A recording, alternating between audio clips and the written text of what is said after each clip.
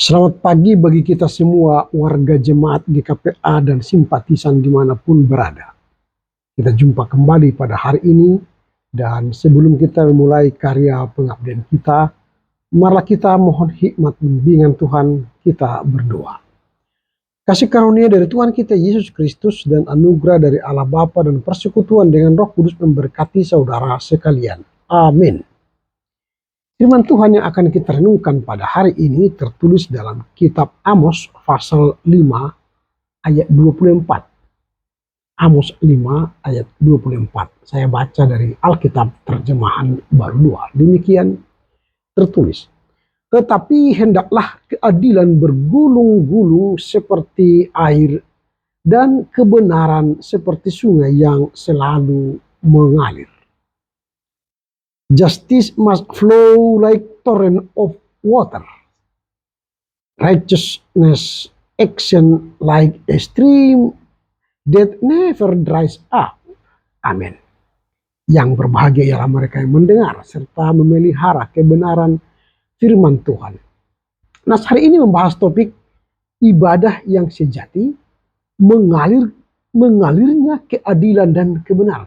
Saya ulangi, ibadah yang sejati, mengalirnya keadilan dan kebenaran. Jadi kalau sudah mengalir keadilan dan kebenaran, itulah ibadah yang sejati. Nabi Amos menyampaikan pesan Tuhan kepada bangsa Israel di masa ketika mereka sedang mengalami kebobrokan moral yang parah. Orang kaya menindas orang miskin, penguasa menerima suap, keadilan bisa dibeli. Ironisnya, di tengah semua kejahatan itu, mereka tetap beribadah kepada Tuhan, mempersembahkan kurban dan menyanyikan lagu-lagu pujian di bait Allah. Melalui ayat ini Tuhan memberikan teguran keras sekaligus menjadi standar bagi iman kita. Yang pertama, Tuhan lebih mengutamakan karakter daripada ritual. Sebelum ayat ini, Tuhan berkata dengan sangat tajam, "Aku membenci, aku menghina perayaanmu." Jadi Tuhan membenci dan menghina perayaan umat. Mengapa? Tuhan muak dengan nyanyian dan kurban mereka karena hidup mereka penuh dengan ketidakadilan. Jadi ibadah kita tidak ada gunanya jika engkau melakukan ketidakadilan. Maka supaya ibadahmu berkenan bagi Tuhan, adillah dalam hidupmu. Jadi Tuhan mengingatkan kita bahwa ibadah di dalam gereja tidak ada gunanya jika kita melakukan ketidakadilan. Atau praktik hidup kita tidak benar. Jadi ibadah yang sejati bukanlah tentang seberapa indah suaramu, seberapa indah musikmu, seberapa indah doa-doamu. Tapi ibadah yang sejati ialah seberapa adil kita memperlakukan mereka yang tertindas, yang hina, yang miskin. Yang kedua yang kita pelajari dari teks ini, keadilan bergulung-gulung. Amos menggunakan metafora air yang bergulung-gulung atau meluap. Ini menggambarkan bahwa kekuatan yang besar yang mengalir dan bergulung-gulung. Keadilan seharusnya bukan sekedar ada, bukan sekedar wacana, dia tersembunyi. Tetapi keadilan itu harus nyata dan menyapu bersih ketidakadilan. Artinya dia bergulung-gulung mengalahkan ketidakadilan. Ya, sebagai anak Tuhan, kita dipanggil untuk tidak diam melihat penindasan. Tetapi kita bertindak menghentikan penindasan. Sehingga kita harus melakukan tindakan nyata, memberikan dampak yang besar bagi lingkungan kita. Itu yang kedua. Yang ketiga, yang kita pelajari dari teks ini, kebenaran yang selalu mengalir.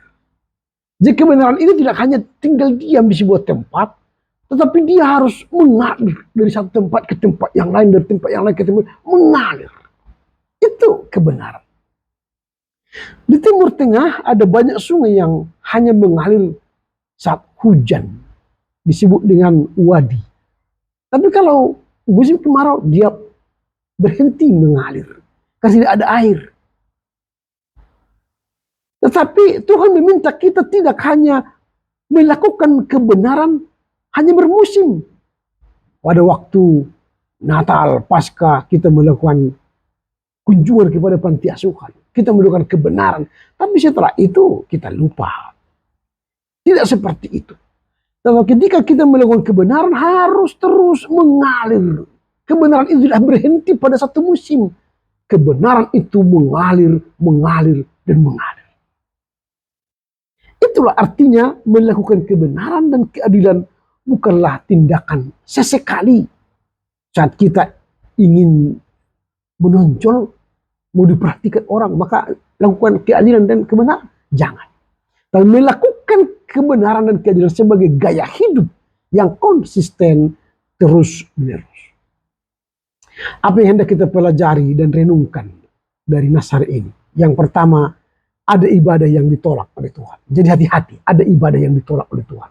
Jika ibadahmu itu melakukan ketidakadilan, praktik hidup kita melakukan ketidakjujuran, maka ingat ibadahmu ditolak oleh Tuhan. Tapi kalau hidup kita jujur, adil, maka ibadahmu diterima oleh Tuhan.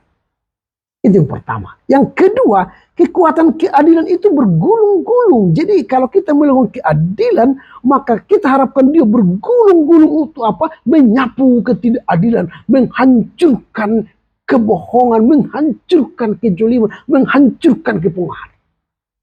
Jadi makanya jangan berhenti keadilan itu pada dirimu tanpa ada aksi nyata. Maka lakukanlah keadilan itu supaya keadilan itu menggilas ketidakadilan. Sehingga keadilan yang kita lakukan menggulung, melindas, menghabumi, menghanguskan ketidakadilan. Itu yang kedua. Yang ketiga, harus ada konsistensi kebenaran seperti sungai yang mengalir. Jadi sungai yang mengalir itu konsisten, dia mengalir dari hulu ke hilir. Sehingga dia membawa apa yang dia lewati untuk sampai kepada hulu. Dari hilir ke hulu. Itu. Jadi kebenaran itu tidak hanya berhenti ketika ada persoalan dia berhenti, lalu ketika nyaman dia berjalan berhenti, ketika ada pergumulan berhenti, ketika ada kegagalan. Jangan. Kebenaran itu harus terus mengalir dari satu tempat ke tempat yang lain. Jadi tidak pernah berhenti.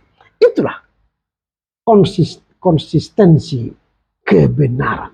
Selalu mengalir dalam hidup kita. Yang terakhir, hubungan antara kasih kepada Tuhan dan kasih kepada sesama. Jadi kalau kita mengasihi Tuhan, harus ada nampak dalam keadilan dan mengasihi sesama. Amos menegaskan bahwa kita tidak bisa mengklaim mengasihi Allah lewat ibadah, tapi tidak mengasihi sesama manusia. Itu bohong, nonsense. Tapi kalau saya katakan, aku mengasihi Allah, maka tunjukkanlah kita mengasihi sesama. Maka itulah ibadah yang sejati.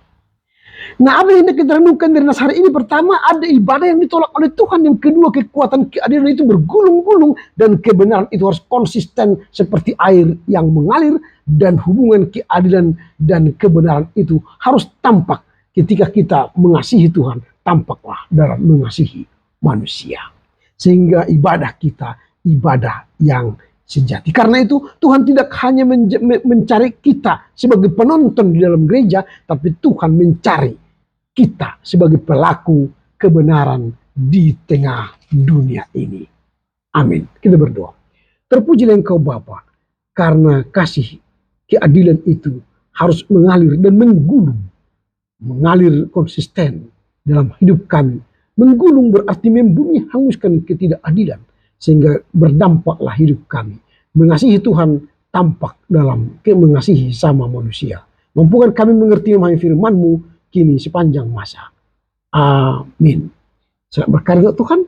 Tuhan berkati. Horas, horas, horas.